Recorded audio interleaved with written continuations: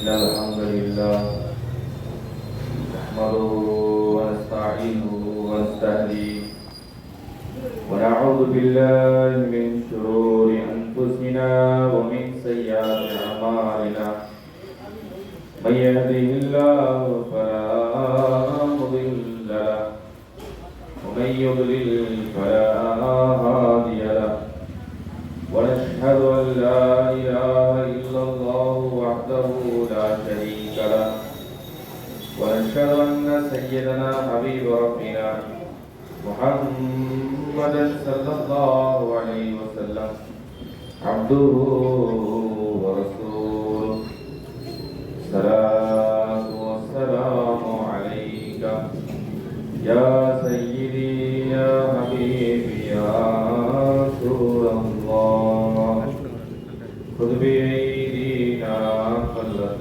حيلتنا أدركنا يا مرادنا يا رسول الله يا ولي الحسنات يا رفيع الدرجات كفر عني ذنوبي واعف لي عن سيئات عالم سر وأخفى مستجيب الدعوات ربي ارحمنا جميعا في جميع الصالحات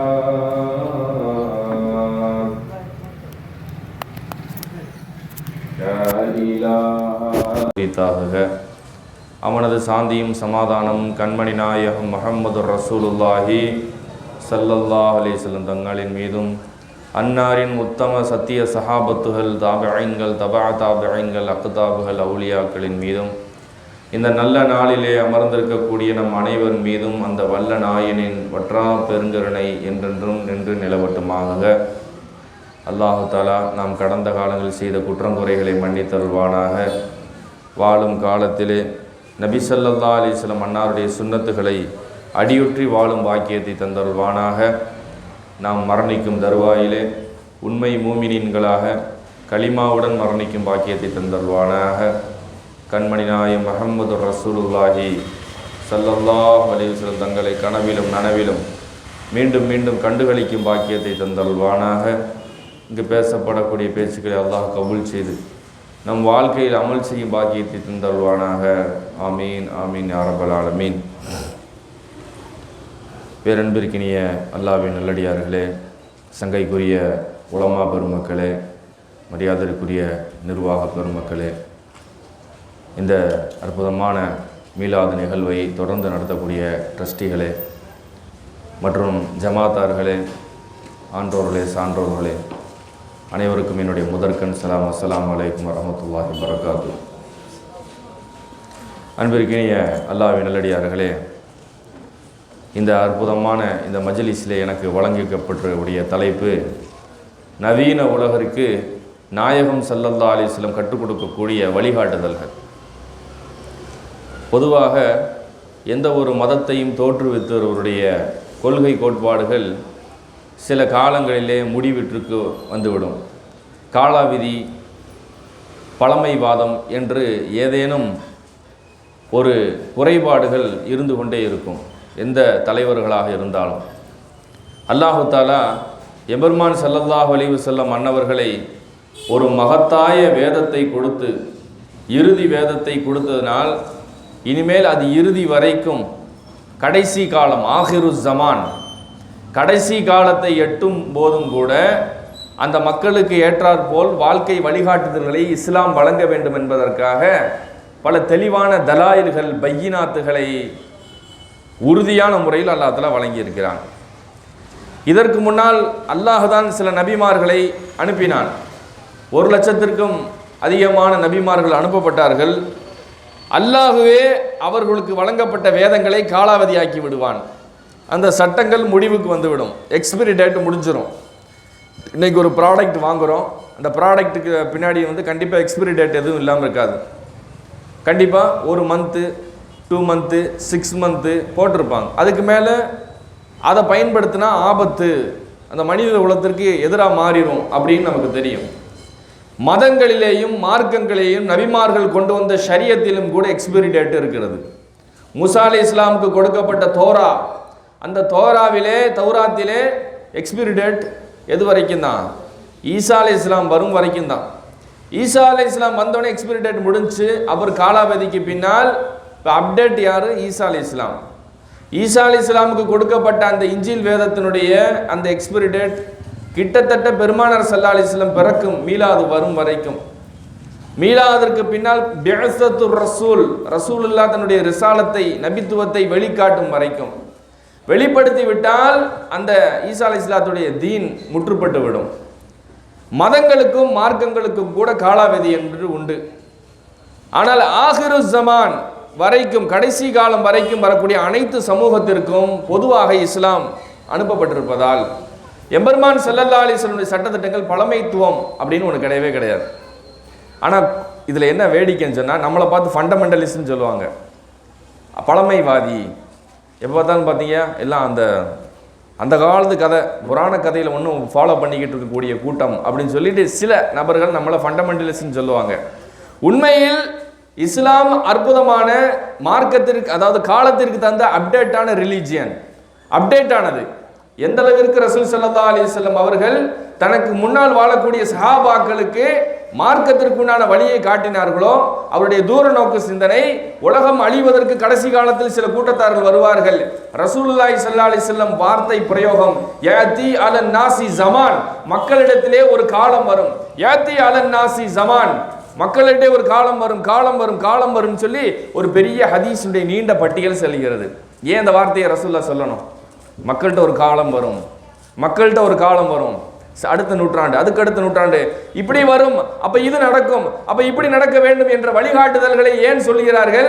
தூர நோக்கு சிந்தனை, கியாமத்து வரைக்கும் வரக்கூடிய அனைத்து விதமான மக்களுக்கும் முழுமையாக என்னுடைய மெசேஜ் ரீச் ஆகணும். கடைசி வரக்கூடிய மக்களுக்கு வழிகாட்டுதல் பிரச்சனை வரும்போது அங்க முகமது ரசூலுல்லாஹ் ஸல்லல்லாஹு அலைஹி வஸல்லம் உடைய ஹதீஸ் வேலை செய்யணும். அங்க பிரச்சனை வரும்போது என்னுடைய தீர்வு ஃபத்வா அங்க வெளிப்பட வேண்டும், அங்க இருக்கக்கூடிய உலமாக்கள் அதை ஃபத்வா கொடுக்கணும் என்பதை தூர நோக்கமாக சிந்தித்து உலகம் அழியும் காலம் வரைக்கக்கூடிய அம்புட்டையும் ஒன்று ஸ்கேன் பண்ணிட்டாங்க ரசூலுல்லாஹி ஸல்லல்லாஹு அலைஹி வஸல்லம். துவியத்திலில் மஷாரிக் வல் மகாரிப், எனக்கு மேற்கும் கிழக்கும் சுருட்டி காட்டப்பட்டதுன்றாங்களே, அதனுடைய அர்த்தம் என்ன?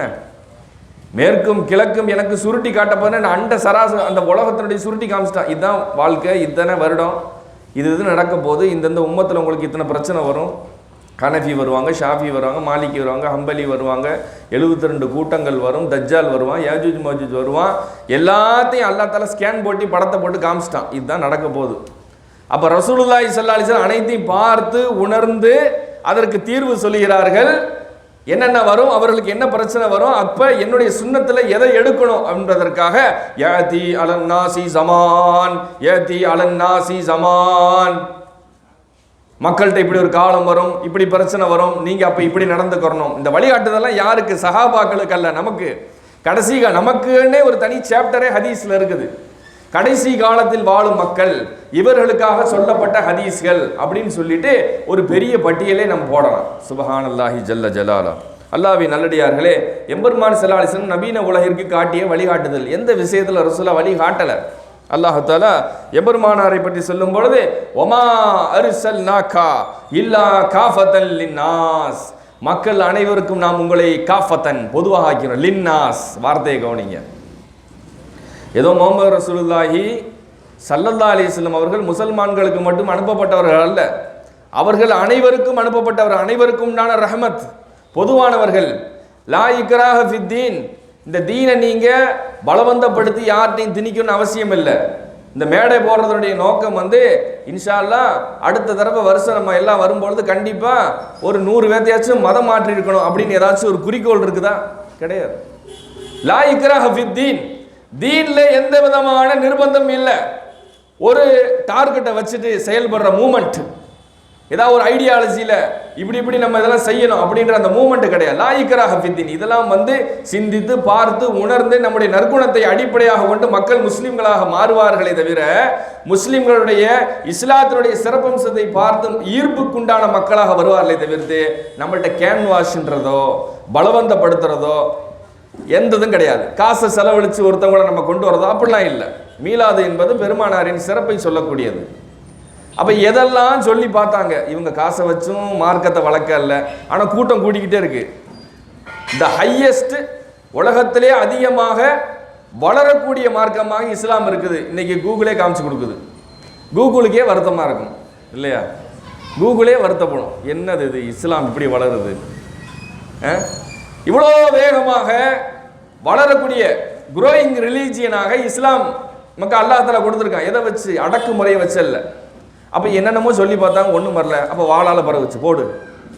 இந்த மன்னர்கள் இருக்காங்கல்ல, முஸ்லீம் மன்னர்கள், அவங்க பேரில் யாராச்சும் தலையில் ஒரு கல்லை போடு, வாளால் தான் இஸ்லாம் பரவுச்சு அப்படின்னு சொல்லிட்டு ஒரு பழியை தூக்கி போடுறது. சொல்றதுக்கு ஒன்றும் இல்லை, அதை தூக்கி போட்டு விட்டுறது. அல்லாஹ்வின் நல்லடியார்களே, இஸ்லாத்தில் எந்த விதமான நிர்பந்தம் இல்லை. நபிகள் நாயகம் அனைத்து துணைத்து மக்களுக்குமே பொதுவானவர்கள். அவர்களுடைய கருத்துக்களை நீங்கள் இஸ்லாத்தை ஏற்றுக்கொண்டுதான் பின்பற்றணும் அவசியம் கிடையாது. முசல்மான்களுக்கு அது கட்டாயம்.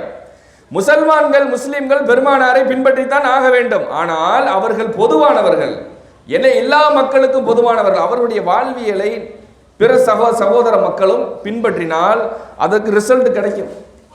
உலகத்தில் என்னென்னலாம் பிரச்சனை வரும்னு ரப்பு தெரிஞ்சு வச்சுதான் கடைசியாக ஒரு திருத்தூதர் அனுப்பிச்சு, பார்த்துட்டீங்கப்பா மனிதர்கள்லாம் எப்படி இருப்பாங்கன்னு எனக்கு நல்லாவே தெரியும். ஆதம்ல இருந்து ஹஜரத் ஈசா அலைஹிஸ்ஸலாம் வரைக்கும் என்னென்னலாம் நீங்க பண்ணீங்க எனக்கு பெருசா தெரியும். எல்லாத்துக்கும் சேர்த்து ஒரு ரசூல் அனுப்புறேன், அவருடைய கொள்கையை எடுத்துட்டு போங்க, கரெக்டா ஃபாலோ பண்ணுங்க, உலகம் அமைதியா இருக்கும். அதான் சொல்றான், காஃபத்தல் லின்னாஸ், மக்களுக்கு பொதுவானவர்கள். நீங்க முசல்மான மாறணுன்றது எந்த நிர்பந்தமும் இல்லை. ஆனால் பிரம சகோதரர்களுக்கு அல்லாஹ் தஆலா வழிகாட்டுதல் கொடுக்கிறான். நீங்கள் உங்களுடைய தன்மையில் இருந்து கொண்டே நபிகள் நாயகத்தினுடைய நற்குணங்களை பின்பற்றலாம். நீங்கள் உங்களுடைய நாட்டினுடைய தன்மையில் இருந்து கொண்டே பெருமானாருடைய சட்டத்திட்டங்களை பின்பற்றலாம். எந்த விஷயத்தையும் மார்க்கம் தாராளமாக எடுத்து பஷீரம் வ நதீரன். அதனால என்ன தெரியுங்களா, நபிகள் நாயகத்தை பின்பற்றுறதுனால அல்லாஹ் தஆலா பஷீர், அவர்களுடைய சுன்னாவை எடுக்கும் போது சுப செய்தியாக இருக்கும். அதனால சமத்துவம் செழிக்கும். நாட்டில் லஞ்ச ஊழல் தடுக்கப்படும். இதெல்லாம் குட் நியூஸ். இது முஸ்லிம்களுக்கு குறித்தல்ல, உலகத்துக்கே வேர்ல்டு சர்வதேச லெவலில் இன்டர்நேஷனல் லெவலில் கொடுக்கக்கூடிய ஒரு சங்கே முழக்கம். ஒரு முழக்கம் தான் ரசூலுல்லாவை அனுப்பி இருக்கிறதுனுடைய தாற்பயம். வனதீரன், எச்சரிக்கை. ரசூலுல்லாவுடைய முஹம்மது நபியினுடைய வழிகாட்டுதலில் சில விஷயங்கள் முரணா போகும்போது சரியான தீர்வை தேர்ந்தெடுப்பவர்கள் ரசூலுல்லாவுடைய முடிவு தான். நான் சொல்லலை, வேர்ல்டுலேயே பயங்கரமான ஃபேமஸான ஒரு ஆத்தர் நமக்கு தெரியும், பெர்னாட் ஷா சர்ச்சைக்குரிய ஒரு கருத்தியலாளர், நல்ல சிந்தனையாளர். ஆனால் டைம் பாம் மாதிரி அவருடைய வார்த்தைகள் டைம் பாம் மாதிரி இருக்குமா. ஒன்று சொல்லுவார், அந்த சொன்ன வார்த்தை அவ்வளோ பெரிய ஒரு பிரளயத்தை ஏற்படுத்தும். அவ்வளோ பெரிய ஒரு தத்துவ ஞானி. அந்த காலத்தில் இங்கிலாந்தில் அப்படியே கிரிக்கெட் வெறி பிடிச்சி போன மக்களாக இருந்தாங்க. கிரிக்கெட் பார்க்கறது அவங்களுக்கு அவ்வளோ பெரிய சுய கௌரவம். அந்த கலாச்சாரத்தில் கிரிக்கெட் என்பது ஒரு மகத்தான ஒரு விஷயமாக பார்க்கப்பட்டுகின்றது. அரசர்கள், மன்னர்கள், பெரும் குலத்தவர்கள் எல்லாம் அப்படியே பணத்தை வாரி வீசுவாங்க அந்த சபையில் அந்த கிரிக்கெட்டை பார்க்கறதுக்காக. அவ்வளோ அந்த நேரத்தில் அவர் சொன்ன வார்த்தை, 11 கிரிக்கெட் விளையாடுறத 11,000 கிரிக்கெட் பார்க்குறான்.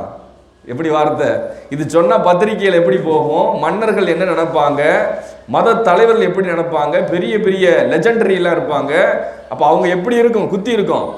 அந்த மாதிரி அது நம்ம யதார்த்தமாக பேசுகிறோம். அவர் சரியான நேரத்தில் அவ்வளோ பெரிய வார்த்தையை சொன்னவர். இங்கிலாந்தில் பைப்பில் சிகரெட் குடிக்கிறது அவங்களுக்கு கலாச்சாரத்தில் கெத்து. இந்த பைப்பில் ஒரு சிகரெட் ஒருத்தர் குடிக்கிறாருன்னா அவர் ராயல் ஃபேமிலின்னு அர்த்தம். என்னங்க, சிகரெட்டை பைப்பில் குடிச்சாருன்னா அவர் யார்? Royal family. அப்போ அதுக்கு அவர் ஒரு கார்டு கொடுக்குறாரு பாருங்க தத்துவம். பைப் சிகரெட்டில் ஒரு பக்கம் தீக்கங்கு இருக்கும், இன்னொரு பக்கத்தில் முட்டாள் இருப்பான். ஒரு பக்கம் நெருப்பு கங்கு இருக்கும், இன்னொரு பக்கத்தில் முட்டாள் இருப்பான் அப்படிங்கிறாங்க. இதெல்லாம் சர்ச்சைக்குரிய விஷயங்களாக அவர் பேசினார். அப்படி நல்ல ஒரு திறமையான மனிதர். அவருடைய தத்துவங்கள் அற்புதமானது, பிலாசபிஸ்ட். அவர் சொல்றாரு, நபிகள் நாயகம் ஸல்லல்லாஹு அலைஹி வஸல்லம் மட்டும் இந்த நேரத்தில் இருந்திருந்தால் உலகத்தின் அனைத்து பிரச்சனைகளுக்கும் அவர் தீர்வு கண்டிருப்பார். ஏண்டா யூரோப்பியன் கண்ட்ரிஸ் வெஸ்டர்ன் கல்ச்சர் எல்லாம் சீர்கேடு, பொருளாதாரத்தை பெரிய பலத்தை அடி வாங்கிக்கிட்டு இருக்கு. கலாச்சாரம் சீர்கெட்டுக்கிட்டு, கலாச்சாரம் அந்த அளவுக்கு கூட இல்லை, ஆனால் பொருளாதாரம் ரீதியாக இன்ட்ரெஸ்ட் ரீதியாக பயங்கரமாக போய்கிட்டு இருக்கு. அப்போ அவர் சொல்றாரு, இன்னைக்கு பார்த்தாருன்னு சொன்னால் எப்படி இருக்கும், நபிகள் நாயகம் இன்னைக்கு இருக்கணும்ப்பா அப்படின்றவாங்க. அன்னைக்கு சூழ்நிலைக்கு அவர் சொல்றார், நபிகள் நாயகம் இருந்தார், உலகத்தின் அனைத்து பிரச்சனைகளுக்கும் அவர் தீர்வு கண்டிருப்பார் சொல்லிட்டு சொல்றாரு. இந்த பஷீரும் நதீரன்ற வார்த்தையை அப்படி அவர் சொல்றாரு. அவருடைய நாங்கள மக்களுக்கு மத்தியிலே நல்லதொரு மன மகிழ்ச்சி சந்தோஷத்திற்குரிய விஷயத்தை செய்து கொடுத்து விட்டு போயிருப்பார். அவர் வார்த்தையை கவனிங்க. அவர் எல்லா பிரச்சனைக்கும் தீர்வை கண்டிருப்பார்கள் என்று சொல்லல. அடுத்து சொல்றார், மக்களுக்கு மத்தியிலே மகிழ்ச்சிக்கு உண்டான சூழ்நிலையை ஏற்படுத்தி கொண்டு சென்றிருப்பார். பஷீரம் நதீரன், நாம் அவரை சுப செய்தி சொல்வராக இருக்கிறோம். என்ன நான் சொல்ற அந்த சுண்ணாவை நீங்க ப்ராசஸ்ல எடுத்து நீங்க அதை செயல்படுத்தி காட்டுங்க, ரிசல்ட்டை பாருங்க எப்படி வருதுண்டு. சுபஹான ஜல்ல ஜலாலா. அரபுகள் காலத்தில் இப்படிதான் கலாச்சார சீர்கேடு ஏற்பட்டுருச்சு. ரசூல் ஸல்லல்லாஹு அலைஹி வஸல்லம் சுப செய்தி சொன்னார், இந்த விஷயங்களை ஃபாலோ பண்ணிட்டாங்க, அதை இம்ப்ளிமெண்ட் பண்ணி பார்த்துச்சு அந்த சமூகம். அதனுடைய விளைவு ஒரு அழகான ஒரு தத்துவார்த்தமான தூய்மையான சமச்சீரான ஒரு சமூகத்தை எம்பெருமான் ஸல்லல்லாஹு அலைஹி வஸல்லம் ஏற்படுத்தியதை நாம் பார்க்கிறோம். வலாக்கின்ன அக்ஸரன் நாஸி லா யஅலமூன். ரசூலுல்லாஹ்வுடைய இந்த விதமான செயல்பாடுகள் எல்லாருக்கும் தெரியுமானா தெரியாது, இதை அறிய மாட்டார்கள். யாரை சொல்லுது? மடையர்களை பார்த்து சொல்லுதா? பிலாசபிஸ்ட்டை பார்த்து சொல்லுது? பெரிய பெரிய புத்திஜீவிகளை பார்த்து சொல்லுது? ஷரியத்தினுடைய சில விஷயங்கள் சொல்லப்படும் பொழுது முதலில் எதிர்க்கக்கூடியவர்கள் யாரா இருப்பாங்க? பெரிய அதிகார வர்க்கமா இருப்பாங்க. ஏன்? ஷரியத் என்பது ஒரு தெளிந்த நீரோட்டத்தை காட்டி கொடுக்குது. சமூகத்தில் மக்களுக்கு ஒரு நல்ல அறிவு கண்ணாடியை, ஆன்மீக கண்ணாடியை போட்டு விட்டுருது. போட்டு விட்டா இந்த ஆளும் வர்க்கம், அதிகார வர்க்கம் என்ன செய்யும்? அச்சத்தில் உள்ளாத இருப்பதனால இவங்க அப்படி இன்கார் செய்வாங்க என்ற ஒரு சூட்சுமத்தையும் இந்த வசனம் நமக்கு சொல்லி காட்டு. ரசூல் ஸல்லல்லாஹு அலைஹி வஸல்லம் உடைய தலைமைத்துவத்தை நம்ம புரிஞ்சுக்கணும். லீடர்ஷிப். நம்ம இன்னைக்கு பார்த்தோம்னா ரசூலா நம்மளை மாதிரி தானேங்க அப்படின்னு சொல்கிறோம். ரசூலா நம்மளை மாதிரி அப்படின்றதுனால தான் அல்லாஹ் தஆலா உலகத்திலே தலை சிறந்த வேதத்தை அவங்களுக்கு கொடுத்து அனுப்பிச்சானா? இது வரைக்கும் நபிமாரில் அனுப்பிச்சுக்கிட்டே அந்த ப்ராசஸ் போய்கிட்டே இருந்துச்சு. கடைசியில் ஒரு ஃபுல் ஸ்டாப் வச்சு விட்டு போதும், நபி வந்ததெல்லாம் போதும், இனிமேல் மக்களுக்கு செய்திலாம் தேவையில்லை அப்படின்னு ஒரு புள்ளி வைக்கிறானே, அந்த புள்ளி எப்பேற்பட்ட புள்ளியாக இருக்கும்? முக்கிய புள்ளி தானே. ரசூலுல்லாஹ் காத்தமன் நபியின், ரசூல் ஸல்லல்லாஹு அலைஹி வஸல்லம் காத்தமன் நபியின், இறுதி நபியாக அல்லாஹ் தஆலா புள்ளி வைக்கும் பொழுது இதுக்கு மேல ரசூல் வர வேண்டிய அவசியம் இல்லை, எல்லாருக்கும் நியூஸ் போய் சேர்ந்துரும். அப்பேற்பட்ட ஒரு மகத்தான கடைசியில ஃபுல் ஸ்டாப் வச்சிருக்கீங்கன்னா இறைவன் வச்ச கடைசி புள்ளி எப்படி இருந்திருக்கும் யோசித்து பாருங்கள். இமாம் ஷரஃபுத்தீன் பூசிரி ரஹ்மத்துல்லாஹி அலைஹி சொல்றாங்க, முஹம்மதுன் சய்யிதுல் கௌனைனி வஸகலைன் வல் ஃபரீகைனி மின் உருபி வ மின் உஜுமி. ரசூலுல்லாஹ் முஹம்மது ஸல்லல்லாஹு அலைஹி வஸல்லம் எப்படிப்பட்டவன்னா, முஹம்மதுன் சய்யிதுல் கௌனைனி வஸகலைன், இரண்டு உலகத்தின் தலைவர். என்னங்க? இரண்டு உலகத்தின் தலைவர். இம்மையினுடைய தலைவரும் அவர்கள்தான், மறுமையின் தலைவரும் அவர்கள்தான். இம்மையில தலைவர், மறுமையில் தலைவர் என்பதை காட்டுவதற்காகத்தான் மேராஜில் போறதுக்கு முன்னாடி ரசூலுல்லாவை அல்லாஹ் தஆலா என்ன செய்ய வைக்கிறான்? எல்லா நபிமார்களையும் பின்னாடி நின்று தொலை வைக்கிறான். பெத்த ஆதம் அலைஹிஸ்ஸலாம் பின்னாடி நிற்கிறார், அரபுகளின் தலைவர் ஹஜரத் இப்ராஹிம் அலைஹிஸ்ஸலாம் பின்னாடி நிற்கிறார், எல்லா அஜமியை சேர்ந்த எல்லா நபிமார்கள் பின்னாடி நிற்கிறார்கள். எம்பெருமான் முன்னாடி இமாமாக, பேஷ் இமாமாக நின்று பைத்துல் முகத்தஸில் தொழு வைக்கிறார்களே, இதற்கு பேர் என்ன? லீடர்ஷிப். ஒட்டுமொத்த ரசூல்மார்கள், நபிமார்களுடைய அந்த மிஷனை தூக்கி சாப்பிடக்கூடிய ஒரு பெரும் கொண்ட தலைவர், ஒரு பெரும் கொண்ட தலைமைத்துவம் கொடுக்கப்பட்டவர்கள்ன்றதுக்கு காட்டுறதுக்காகத்தான் நீங்க ஏத்துக்கிறான் போறீங்க, குறைஷி நீங்க மறுக்கிறீங்க, சண்டை போடுறீங்க. அவர் யாருக்கு தலைவர் தெரியுமா? ரசூல்மார்களுக்கு தலைவர். அல்லாஹ் பேஷிமாமா போட்டு பைத்துல் முகத்தஸில் தொலை வைக்கிறான். சுபஹான ஜல்ல ஜலாலா. சய்யிதுல் கௌனைனி வஸகலைன், மனித இனம், ஜின் இனம், இரண்டு இனத்திற்கும் அவர்கள் தான் தலைவர். ரசூல்லா வர்றதுக்கு முன்னாடி ஜின்களுக்கு யார் நபிமார்கள்? அவங்க இனத்தில் அவர்களே அல்லாஹ் ரசூல்மார்களை அனுப்பினான் ஜின் இனத்திற்கு.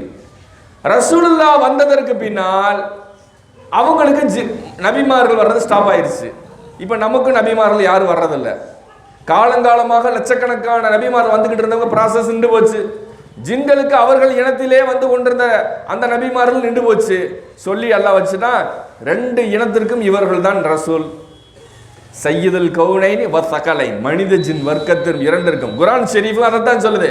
ஃபபி ஐய ஆலாஇ ரப்பிக்குமா துகذிபான், ஓ மனித ஜின் வர்க்கமே, நீங்கள் எதை பொய்யாக்க போறீர்கள்? இந்த ரசூலை கொண்டு வந்ததில் எதை பொய்யாப்பீர்கள்? இவரை நீங்க மறுத்துருவீங்களா? அப்போ ஒரு ஜின் முஸ்லீமா மாறினா ரசூலா நம்பினா தான் முஸ்லீமாவே மாற முடியும். தலைமைத்துவத்தை பாருங்கள், எப்பேற்பட்ட தலைமைத்துவம் நம்முடைய ரசூல் ஸல்லல்லாஹு அலைஹி வஸல்லம் அவரிடம் இருக்கிறது. அவர் எப்பேற்பட்ட ஒரு லீடர் என்பதை நாம் பார்க்க வேண்டும். உலகம் அதை ஏற்றுக்கொண்டிருக்கிறது. பெரும் பெரும் அறிஞர்கள் எல்லாம் அதை ஏற்றுக்கொள்கிறார்கள். அல்லாஹ்வின் நல்லடியார்களே, இஸ்லாத்தை இன்னைக்கு சமூகத்தில் ரசூலுல்லாஹ்வுடைய தீர்வுன்னு நம்ம சொல்லும் பொழுது ஏன் வெறுக்கிறாங்க தெரியுமா? உலகத் தலைவர், நவீன உலகத்திற்கு அது எந்த காலத்தில் போனாலுமே இதெல்லாம் சயின்ஸ் வளர்ந்த உலகம் வச்சிருத்து, இன்னைக்கு யாருங்க மூட நம்பிக்கையில் இருக்கிறா அப்படின்னு சொல்லிட்டு மூட நம்பிக்கை செய்கிறவன் யார் தெரியுங்களா? படித்தவன். ஒரு காலம் இருந்துச்சு, யார் திருடுனா இங்கே ஒரு மறு வச்சுக்கிட்டு பிளாக் அண்ட் ஒயிட்டில் ஒரு டிஷர்ட் போட்டுக்கிட்டு படிக்காமல் ஊர் எல்லையில் படித்துறையில் உட்காந்துக்கிட்டு சாராயம் குடிக்கக்கூடிய ஒருத்தர் திருடுவான். இன்னைக்கு யார் திருடுறா? பக்கா சாஃப்ட்வேர் இன்ஜினியர். பக்கா சாஃப்ட்வேர் இன்ஜினியர் என்னங்க, இவர்கள் திருட்டெல்லாம் தூக்கி சாப்பிட்ற மாதிரி. அவருடைய திருட்டு எந்த அளவுக்கு இருக்குது? எல்லாம் டெக்னாலஜிகளை பயன்படுத்தி எல்லாத்தையும் ஹேக் பண்ணுறது, ஒருத்தருடைய அக்கௌண்ட்டை ஹேக் பண்ணுறது.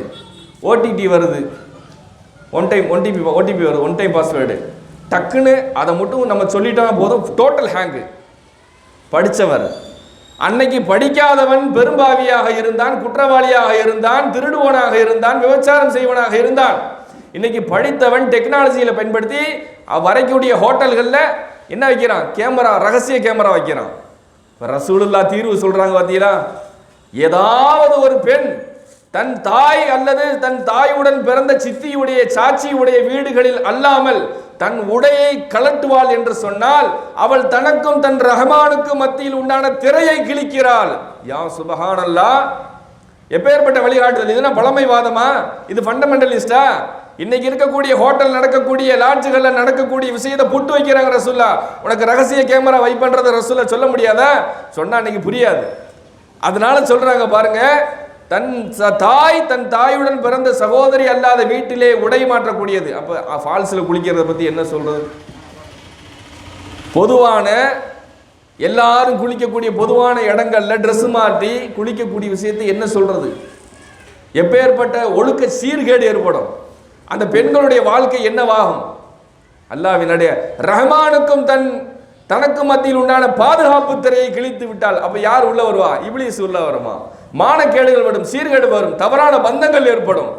இதெல்லாம் ரசூலுல்லாஹி ஸல்லல்லாஹு அலைஹி வஸல்லம் முன் யோகிச்சு கடைசி காலத்துக்கு இப்படிலாம் திருடர்கள் வருவார்கள், ஆடை மாற்றுவதை உங்கள் வீடுகளுக்குள் வைத்துக் கொள்ளுங்கள். அப்போ ரசூலுல்லாஹ் பெண்களுக்கு எப்பேற்பட்ட முன்னறிவை முன்னாடி செஞ்சுட்டு போகிறாங்க பாருங்க. இதெல்லாம் சொல்லும்போது நம்மளை பார்த்தா ரசூலுல்லாஹ் இதெல்லாம் சயின்ஸ் வளர்ந்த காலத்துக்கு இங்கெல்லாம் இங்கே மூட நம்பிக்கை இருக்குது அப்படின்னு சொல்கிறான் பாருங்க. அவன் பக்கா மூட நம்பிக்கையில் இருப்பான். ஏன்? சயின்ஸ் எல்லாம் வளர்ந்தது US, America, united state of அமெரிக்காவில் என்ன இருக்குது?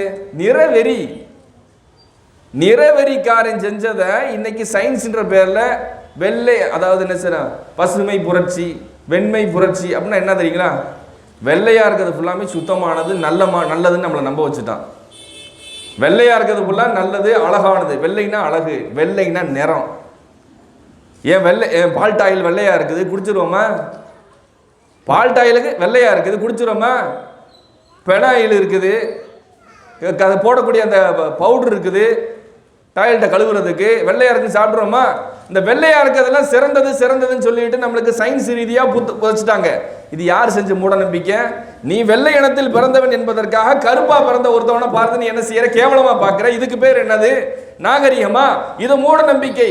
சயின்ஸ்ன்ற பேர்ல நீங்கள் படித்த விஞ்ஞானிகள் செய்யக்கூடிய மூட நம்பிக்கை. நீ மூட நம்பிக்கையை விட்டு நாங்கள் மேலே வளர்ந்துட்டோம், சயின்ஸில் போயிட்டோம் நீங்கள் நினைக்கிறீங்களா? சயின்ஸை வச்சுக்கிட்டு மூட நம்பிக்கையில் இருக்கிறீங்க. ஒரு வெள்ளைக்கார சின்ன புள்ள அது பஸ்ஸில் போகும்போது பக்கத்தில் ஒரு ஆன்டி உட்காந்துருக்கு, நின்றுக்கிட்டு இருக்கு. உடனே அது என்ன செய்யும்? தன்னுடைய கல்ச்சரை காட்டும். உடனே படித்த புள்ள எந்திரிச்சு நின்று, ஆன்டி நீங்கள் உட்காருங்க, சிட் மை பிளேஸ்ன்னு சொல்லும். அதுவே ஒரு கருப்பு நிற பெண்ணு வயிற்றுல குழந்தை நிறமாச கர்ப்பிணியாக நின்றுக்கிட்டு இருக்கும், எந்திரிக்காது அந்த குழந்தை. இதான் வெள்ளைக்காரன் சொல்லி கொடுக்கக்கூடிய சயின்ஸா. ஏன் சயின்ஸ் அவன் எப்படி பூத்தி வச்சிருக்கானா? கருப்பா இருக்கவங்க யாருன்னா குரங்கு. கருப்பா இருக்கிறவன் என்னங்க, சிம்பன்சியிலிருந்து மனுஷன் குரங்குலேருந்து வந்தான். அப்படியே அதுவும் பார்த்தீங்கன்னா எடுத்துனே வெள்ளை மனுஷனா மாறலையாம். அவன் எப்படி மாறினானா, கருப்பா இருக்கக்கூடிய அந்த சிம்பன்சி குரங்கு நாளடைவில் நீக்குறோ மனுஷனா மாறி அது மனுஷன் அப்படியே கொஞ்சம் கொஞ்சம் பரிமாணம் வளர்ச்சி வெள்ளை மனிதனா மாறினான். ஏன் எடுத்தனே குரங்குல இருந்து வெள்ளைக்காரன் வந்தான்னு சொன்னா அது எனக்கு இல்லை. என் முப்பாட்டனை பார்த்து நீ எப்படி குரங்குன்னு சொல்லலாம்? என் முப்பாட்டனை பார்த்து நீ எப்படி குரங்குக்கு பிறந்தவன் சொல்லிடலாம் இல்லையா? குரங்குக்கு பிறந்தவன் ஆப்பிரிக்காக்காரன், அதுல இருந்து நான் பிறந்தேன். அட நீ எப்படி ஏங்க சயின்ஸா கேட்டா சயின்ஸா? இந்த சயின்ஸ் மூட நம்பிக்கை. ரசூலுல்லாஹி ஸல்லல்லாஹு அலைஹி வஸல்லம் சொல்ல ஃபதல் அலி அரபியின் அலல் அஜமி வலா அஸ்வத அலா வலா அஹமர் அலா அஸ்வத். கருப்பனை விட சிவப்பனுக்கு எந்த விதமான ஒரு உயர்வே கிடையாது. ரசூலுல்லாஹ் அரபியா இருந்துகிட்டு சொன்னாங்க, அரபிக்கும் அரபி அல்லாத அஜமிக்கும் எந்த சிறப்பும் இல்லை. எப்படிப்பட்ட வார்த்தை யார் சொல்லுவா? நம்ம சொல்லுவோம் நான் தமிழ் அப்படின்வான். இதங்க இன்னைக்கு அது ஒரு ஒரு ஒரு நல்ல ஒரு மாய வலையா காட்டப்படுது. நான் தமிழன். என்ன தமிழன்? தமிழன் அயோக்கியம் இருக்கவே மாட்டானா? இஸ்லாம் இதை முன்வைக்குதா? இது மூட நம்பிக்கை. இஸ்லாமிய பார்வையில் இது மூட நம்பிக்கை. நான் தமிழன். தமிழன்னா என்ன? நானும் தான் தமிழன். ரசூலுல்லாஹ் தான் அரபியா இருந்துகிட்டு சொல்றாங்க லா ஃபதுல் அலி அரபி அலல் அஜமி. அரபிக்கும் அரபி அல்லாதவர்களுக்கும் எந்த சிறப்பும் இல்லை. எப்பேற்பட்ட வார்த்தை எந்த தலைவன் சொல்லுவான்? இன்னைக்கு எந்த தலைவர் சொல்லுவார்? அவர் சொல்லுவார் நாமெல்லாம் இந்த இனத்தை சார்ந்தவர்கள், அப்ப நம்ம இப்படிதான் இருக்கணும் அப்படின்னு சொல்லி தான் இனத்தை பூஸ்ட் பண்ணி தன்னுடைய கொள்கையும் தன்னுடைய கூட்டத்தையும் பெருக்கிக் கொள்ள பார்ப்பானே தவிர என்ன செய்ய மாட்டான்? தான் இனத்தை தாழ்த்த மாட்டான். ரசூலுல்லாஹ் சொல்றாங்க எப்பேற்பட்ட பெரிய மனசு. அதனால தான் அகிலத்தின் தலைவர், உலக தலைவர். எல்லா இனமும் அவங்களை ஏன் அவ்வளவு கண்ணியம் கொடுக்குதுன்னு சொன்னா, தான் இனமாக இருந்தாலும் அது சிவப்பு கருப்பு அந்த மொழி இனம் இதை வச்சு எந்த சிறப்பும் இல்லை. இன்ன அக்ரமக்கும் இன்தல்லாஹி அத்காக்கும், உங்களில் சிறந்தவர் இறையச்சத்தை வைத்துதான் அப்படின்னு ரசூல் ஸல்லல்லாஹு அலைஹி வஸல்லம். எப்பேற்பட்ட அழகிய தத்துவம். இதெல்லாம் பார்த்தா சயின்ஸ் பேரை சொல்லக்கூடிய மூட நம்பிக்கைக்காரவே எதுக்கு தான் செய்வான்? அப்ப நவீன உலகுக்கு ரசூலுல்லாஹ்வுடைய சயின்ஸ் வந்தா இவர்களுக்கு எப்படி இருக்கும்? எரிச்சலா தான் இருக்கும். சயின்ஸ் என்ற பெயரிலே இவர்கள் ஆப்பிரிக்கர்களை இன்னும் குரங்காக பார்த்து கொண்டிருக்கிறார்கள். ரசூலுல்லாஹி ஸல்லல்லாஹு அலைஹி வஸல்லம் நீ எந்த நாட்டை சார்ந்தவனாக இருந்தாலும் அங்கே அடக்குமுறை கூடாது.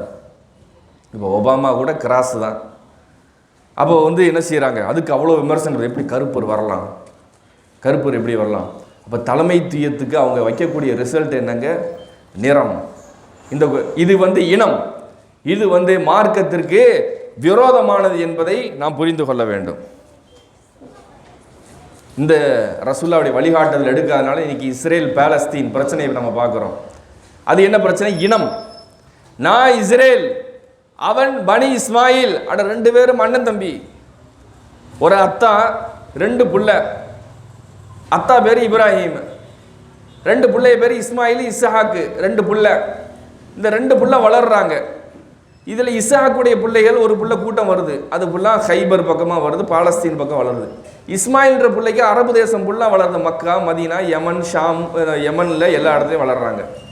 அப்போ இஸ்மாயிலுடைய பிள்ளைகள் ஃபுல்லாக இங்கிட்ட அரபு கூட்டமாகவும் இஸ்ஹாக்குடைய பிள்ளைகள் ஃபுல்லாக இங்கிட்ட இஸ்ரேல்களாக யூதர்களாகவும் வளர்ந்துக்கிட்டு இருக்கும்போது இவருக்கு மத்தியில் நடக்கக்கூடிய அந்த கருத்து வேறுபாடு சண்டை. அரபுகள் அன்னைக்கு பாலஸ்தீனத்துக்கு குடியேறினாங்க. அரபுகள் பாலஸ்தீனத்துக்கு குடியேறினார்கள். அதற்கு பின்னால் இவர்கள் இடம் பிடிக்க வர்றாங்க. நாடு அது இடம் மாதிரி சும்மா சார்வசாதாரணமாக உதவி தேடி மாதிரி நாடு இல்லாமல் கடைசியில் அவர்கள் என்ன செய்கிறார்கள்? இடத்த கொஞ்சம் கொஞ்சமாக வட்டிக்கு வாங்குறாங்க. கொஞ்சம் கொஞ்சமாக வட்டிக்கு வாங்குறாங்க. இன்றைக்கும் கூட சமூகத்தில் என்ன செய்யப்படுது? முஸ்லீம்களுடைய நிலங்கள் குறி வச்சு கைப்பற்றப்படுகிறது. அந்த இடத்த பிடிச்சிடுறது. லேண்ட்மார்க்கு மெயினான இடம். அந்த இடத்துல முசல்மான்களுடைய நிலம் என்ன செய்யுது? போகுது. குறி வைத்து செய்யப்படுகிறது இல்லையா? ஒரு கட்டத்தில் நம்ம கையில் எந்த நிலமுமே இருக்காது. மெயினான இடங்கள் ஃபுல்லாக இஸ்லாத்தை வஞ்சிக்கக்கூடிய மக்களுடைய கையில் போயிடும்.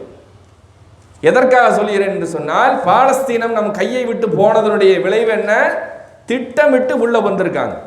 உள்ள இன்னைக்கு டோட்டலாக போச்சு. கொடூரமாக கொள்கிறார்கள். இறக்கமே இல்லை. அதில் ஒரு பெண்ணிட்ட கேட்குறாங்க, பேட்டி எடுக்கிறாங்க. ஏங்க இப்போ குழந்தையெல்லாம் கொள்றீங்க? ஆமாம் கொள்றோம். அதனால என்ன? நெஞ்சில் கொஞ்சமாவது ஈரம் இருந்தால் அந்த பெண்ணுடைய வாயிலேருந்து அந்த வருமா? எவ்வளோ பெரிய சண்டாள குணம் பாருங்க. எவ்வளோ கடுமையான ஒரு வக்கிர குணம் இருந்திருந்தால் அவர்களை கொல்வது எங்களுக்கு மார்க்கத்தில் அனுமதி அப்படின்னு சொல்லி ஃபத்வா. நம்ம இதில் எப்படி வந்து அஜத் ஆலிம்கள் இருக்காங்களோ அங்கே இருக்கக்கூடிய யூத ரப்பிகள் அவங்க ஃபத்வா கொடுத்துருக்காங்க.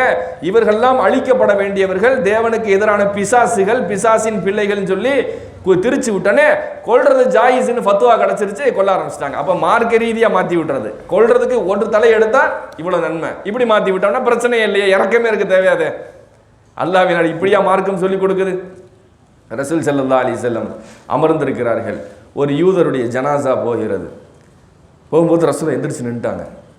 சஹாபாக்கள், யா ரசூலல்லாஹ் ஹாதிஹி ஜனாசத்துல் யஹூதி, இது யூதனுடைய உடம்புல, இதுக்கே எந்திரிக்க, அலைஸ ஹாது நஃப்ஸு, இதுக்கு நான் உயிர் இல்லையா, அலைஸலஹ நஃப்ஸு, அதுக்கு ஆத்மா இல்லையா, இதா ரஐதுமுஹு ஃபகூமு, நீங்க பார்த்தீங்கன்னா எந்திரிச்சு இல்லைங்க, அதுவும் ஒரு ஆத்மா தான், அதுவும் ஒரு உடல் தான். ஒரு இறந்து போன ஆத்மாவுக்கு எந்திரிச்சுட்டதுனால அந்த ஆத்மா கூட நம்மளுக்கு எந்த பிரயோஜனமும் கிடையாது. இஸ்லாம் பலம் அடையுமா?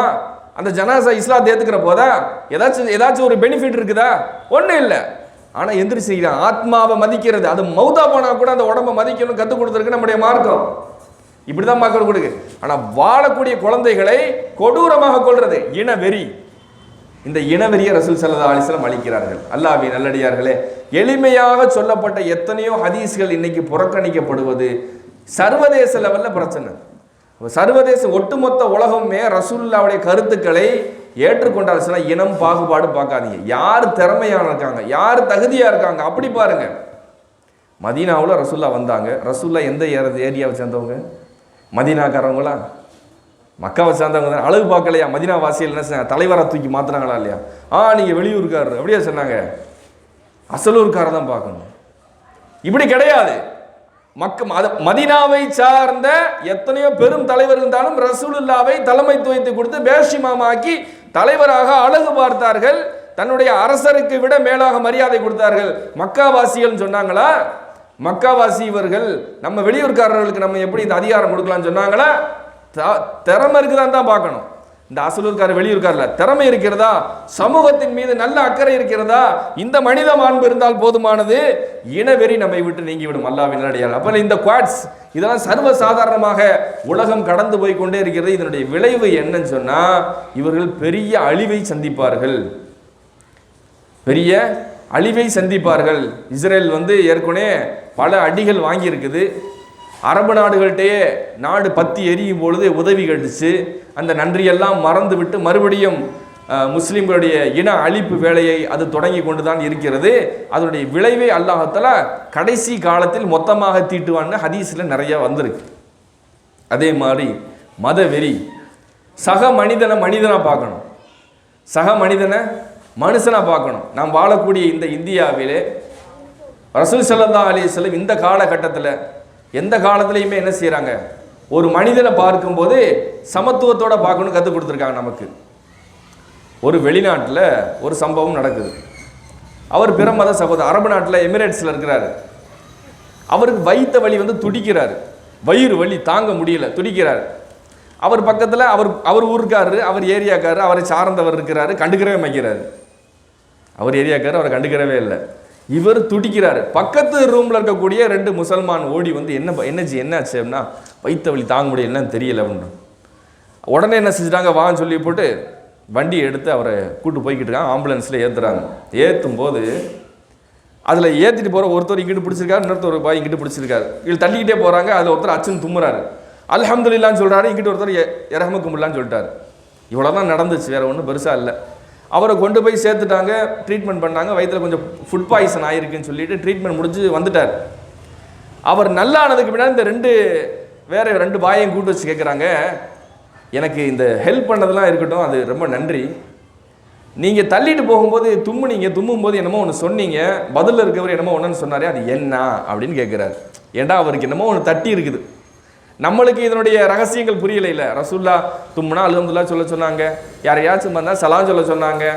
இது நமக்கு ஒரு யதார்த்தமானது. ஆனால் அந்த வழியினுடைய வாழ்க்கையில் வாழ்ந்தவர்களுக்கு அதனுடைய பின்புலம் தெரியும். ரசூல்லா இதை கொண்டு என்ன நாடுகிறார். நம்ம செய்கிறோம். நகை வெட்டும் போது எப்படிங்க, களிமா வரல இருந்து ஆரம்பிக்கிறோம். களிமா வரல், நடுவரல், அடுத்து வலது கையினுடைய இந்த வரல், சுண்டு வரல் முடிச்சிடும். அதுக்கப்புறம் இந்த சுண்டு விரலேருந்து இங்கே வச்சு முடிச்சிடும். கடைசியாக வலது கையினுடைய கட்டை விரல், வலது கையினுடைய கட்டை விரல் கடைசியில் வெட்டணும். இதற்கு யார் விளக்கம் கொடுக்குறா தெரியுங்களா? எனக்கு தெரிஞ்சு நான் வேற எதுவும் பார்க்கல, கலைஞர் விளக்கம் கொடுக்குறார். நபிகள் நாயகம் ஏன் கட்டை விரலை கடைசியில் வெட்ட சொன்னார்கள் என்று சொன்னால், கட்டை விரலில் முதல்ல வெட்டும்போது காயம் பட்டுருச்சுன்னு சொன்னால் எந்த விரலையுமே வெட்ட முடியாது. அதனால் நபிகள் நாயகம் என்ன செஞ்சுருக்காங்க, கட்டை விரலை கடைசியை வெட்ட சொன்னாங்க. ஒரு கால் காயம் கடைசியில் பட்டால் எல்லாத்தையும் வெட்டி முடிச்சிடலாம் என்ற தத்துவத்தை கலைஞர் சொல்கிறார்.